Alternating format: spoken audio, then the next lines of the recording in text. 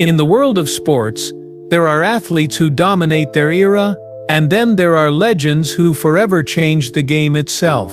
Imagine facing a bowler whose arms seem to release the cricket ball from the clouds, delivering yorkers at lightning speed that crash into your stumps before you can even react.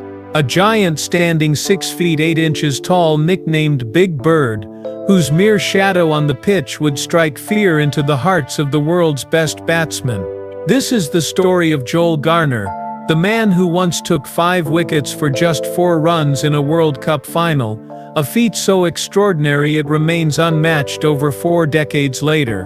But behind the intimidating presence and staggering statistics lies an incredible journey from humble beginnings to sporting immortality. Today we're taking you inside the extraordinary life of cricket's gentle giant, his rise from the beaches of Barbados to international stardom, the wealth he's accumulated, the family he cherishes, and the legacy he continues to build long after hanging up his cricket boots. This is not just a story for cricket fans, this is a masterclass in excellence that transcends sport itself.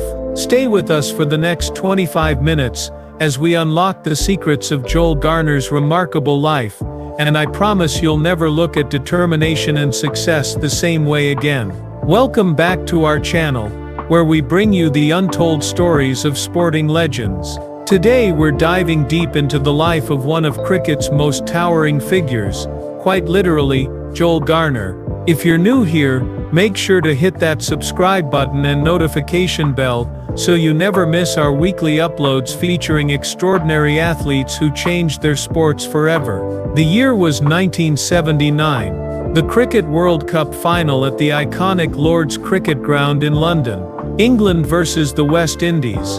The crowd's anticipation hanging in the air like thick London fog. And then he appears, a giant of a man with an unmistakable presence, loping to the crease with deceptive ease before unleashing thunderbolts that would destroy England's chances of victory. Joel Garner's 5 wickets for 38 runs, including an unbelievable spell of 5 wickets for just 4 runs, demolished England's batting lineup and cemented his place in cricket folklore. But how did a young boy from a small island in the Caribbean rise to become one of the most feared bowlers in cricket history?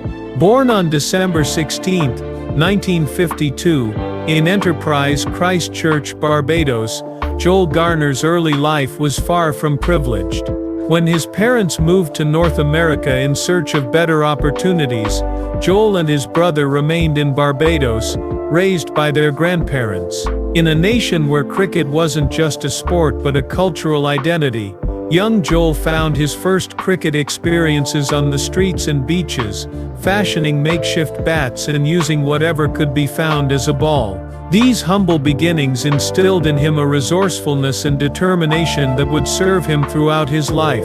Garner attended St. Christopher's Boys' Primary School, housed in the local Anglican church, before moving on to Foundation Boys Secondary School. It was here that his extraordinary height began to become apparent, but interestingly, he initially focused on batting rather than bowling. The pivotal moment in Garner's development came when he was selected for a school team coached by West Indian batting legend Seymour Nurse.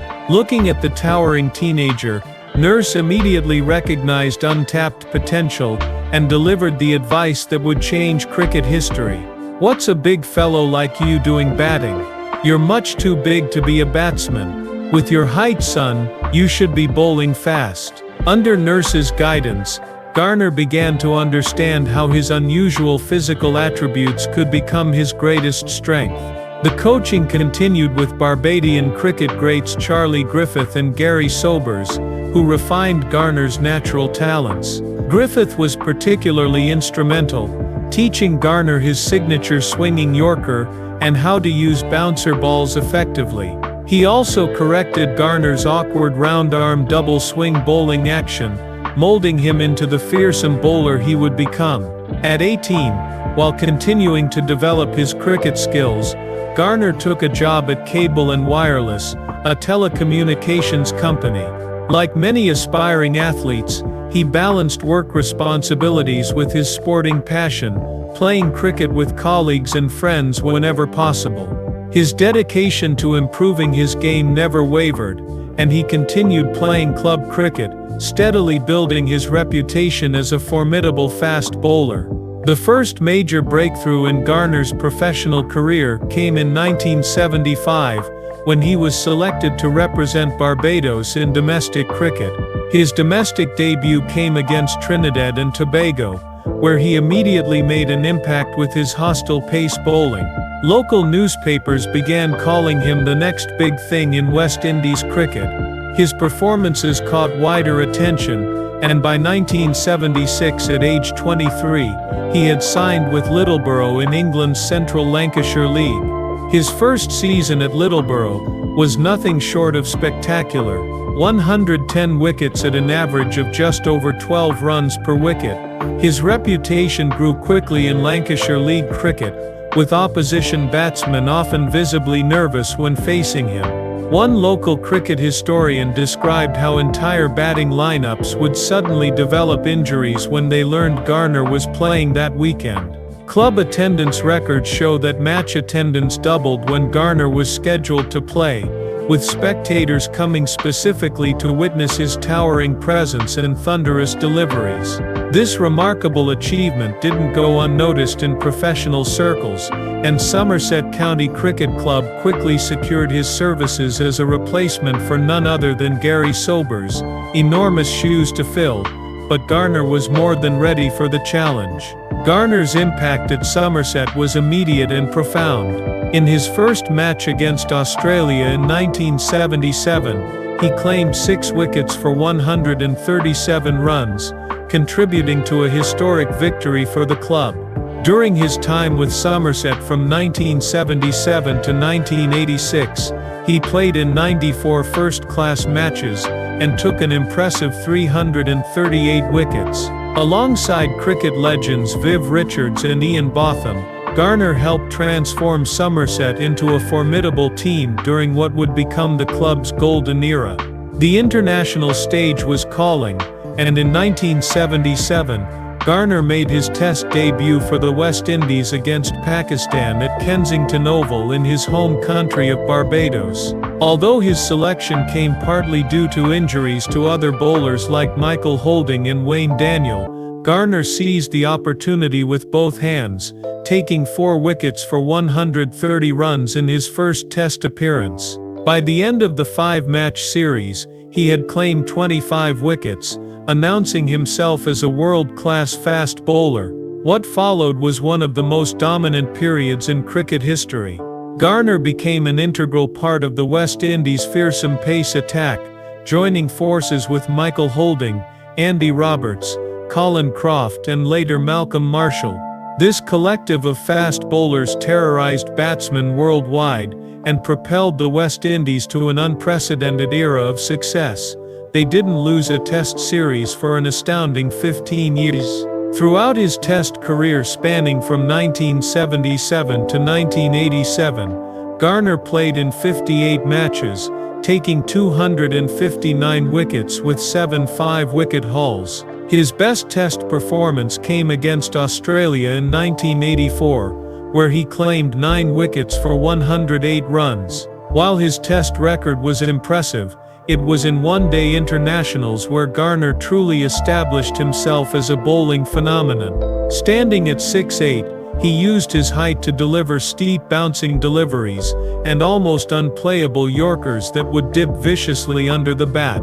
In 98 ODIs, he took 146 wickets at an average that remains one of the best in cricket history. He is one of only 2 players to have taken more than 100 ODI wickets at an average under 20 runs per wicket, a statistic that underscores his exceptional skill and consistency. The pinnacle of Garner's ODI career came in the 1979 Cricket World Cup final against England at Lord's. His 5 wickets for 38 runs, including that remarkable spell of 5 wickets for just 4 runs, devastated England's batting lineup and secured the World Cup trophy for the West Indies. 4 years later, in the 1983 World Cup, He was part of the West Indies team that finished as runners-up, though he still made significant contributions, including a record 71-run partnership as the number 10 batsman with Andy Roberts against India. Despite a brief setback, due to a knee injury in 1983, Garner returned stronger than ever, particularly during the 1983-84 Test series against Australia, where he claimed an impressive 31 wickets. He continued to perform at the highest level until his retirement from international cricket in 1987, playing his final match for Barbados the following year. But what made Joel Garner so effective as a bowler? Beyond his obvious height advantage, Garner possessed a rare combination of skill, intelligence and work ethic. His bowling action was remarkably economical, generating tremendous pace without seeming to exert himself. Cricket commentators often noted how Garner seemed to be gliding to the crease, rather than charging in like many fast bowlers. This deceptive ease masked the devastating power he generated. He could deliver the ball from nearly 10 feet above the ground, creating an almost vertical trajectory that was extremely difficult for batsmen to judge. His Yorkers, full-pitch deliveries aimed at the base of the stumps, were particularly lethal, often described by facing batsmen as unplayable. Former England captain David Gower once remarked, "When Joel released the ball, it felt like it was coming from the clouds." Australian great Alan Border admitted that facing Garner's toe-crushing Yorkers was one of cricket's most intimidating experiences. Even the legendary Sunil Gavaskar, known for his ability to handle fast bowling, acknowledged Garner as one of the most challenging bowlers he ever faced. Perhaps most impressively, Garner maintained exceptional accuracy despite his height, which typically makes control more challenging. He could place the ball precisely where he wanted it, ball after ball, over after over. His economy rate of 3.09 runs per over in Test matches, and just 3.09 in ODIs speaks volumes about his disciplined bowling. Somerset teammate Vic Marks recalled, "Joel could land the ball on a coin repeatedly. His control was astonishing given his height. This combination of height, pace, bounce, swing and pinpoint accuracy made him one of the most complete fast bowlers cricket has ever seen." Cricket statisticians note that his strike rate, taking a wicket every 65.1 balls in Test cricket, places him among the elite bowlers of his era. What's particularly remarkable about Garner's success is that it came during an era when cricket players earned far less than their modern counterparts. While today's elite cricketers command multi-million-dollar contracts, Garner played during a time when even the sport's biggest stars received relatively modest compensation. Nevertheless, through his international career, county cricket contracts with Somerset, stints with Littleborough in England's Central Lancashire League, and appearances for South Australia in the Sheffield Shield competition, Garner was able to build a solid financial foundation.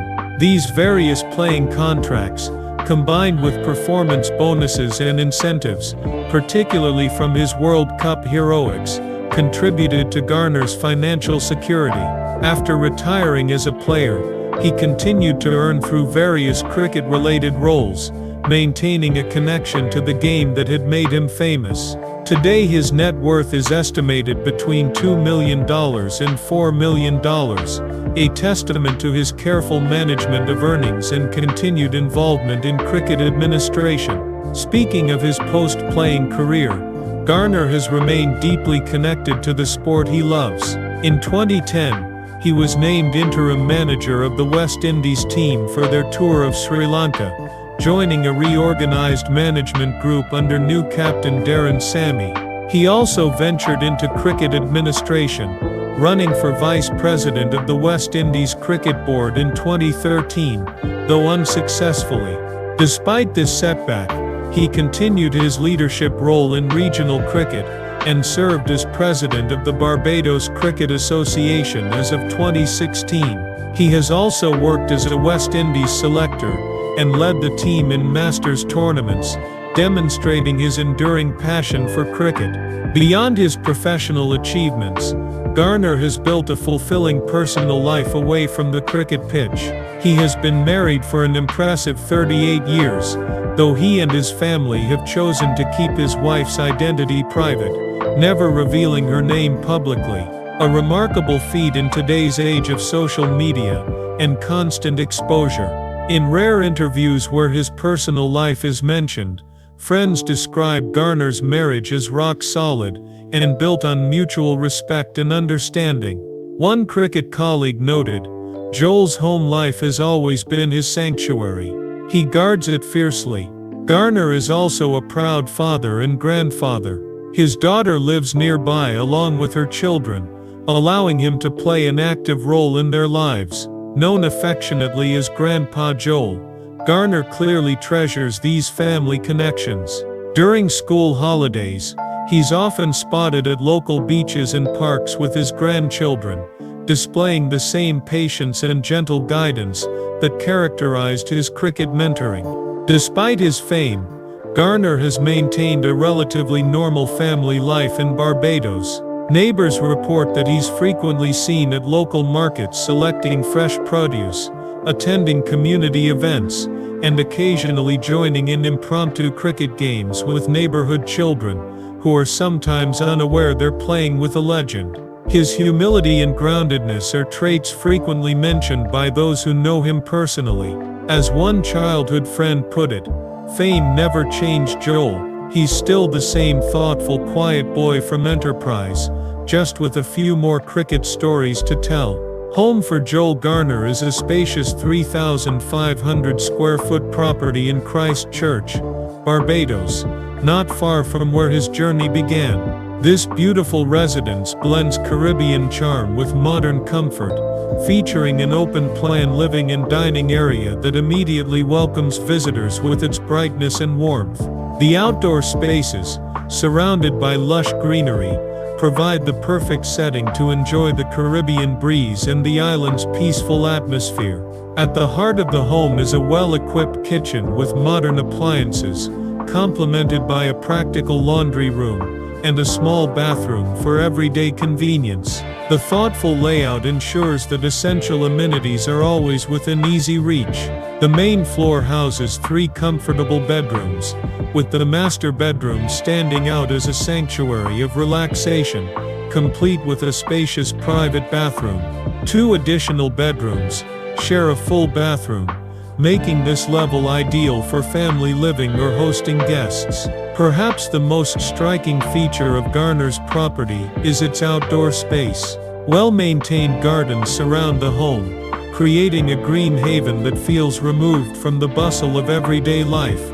These carefully tended grounds offer privacy and tranquility, making it easy to forget that the vibrant life of Christchurch is just minutes away. Whether enjoying a quiet afternoon reading in the shade, or hosting a barbecue with family and friends, the outdoor space is as versatile as it is beautiful. This blend of luxury and practicality makes Garner's home both impressive and comfortable, much like the man himself. What truly sets Joel Garner apart, however, is his commitment to giving back.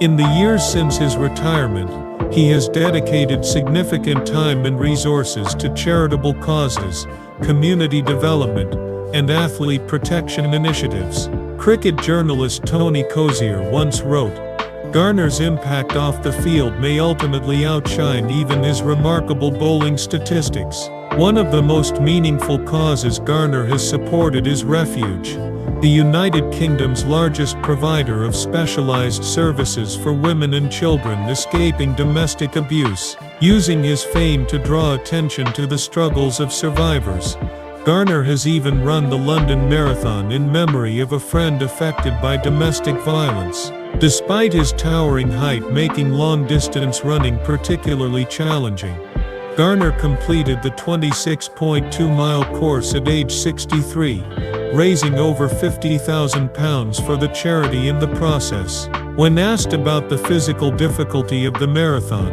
Garner simply responded, "Nothing compares to what survivors of domestic abuse endure daily. My temporary discomfort is meaningless in comparison."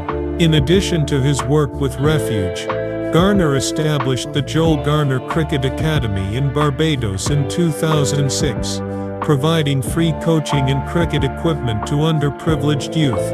The academy has already produced 3 players who have gone on to represent the West Indies at various levels. Former students describe how Garner often pays for educational expenses for promising students, believing firmly that academic development must accompany athletic achievement.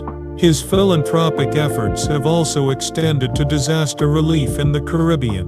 When Hurricanes Irma and Maria caused widespread devastation across the region in 2018, destroying important cricket facilities, Garner supported a fundraising cricket match at Lord's between the West Indies and an ICC World 11. The initiative aimed to raise funds not just for rebuilding sports facilities, but also community spaces that are vital for local morale and well-being.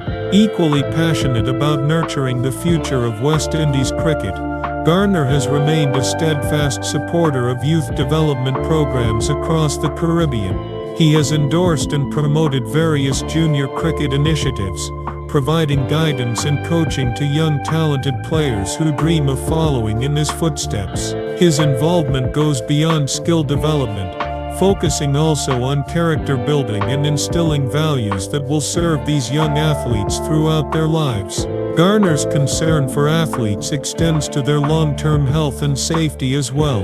As a member of Love of the Game, an organization bringing together athletes, medical professionals and researchers, he has advocated for addressing the serious long-term effects of head injuries in sports. Recognizing the potential devastation that concussions can cause, Garner has pushed for increased awareness, improved safety protocols and stronger protections for current and future athletes.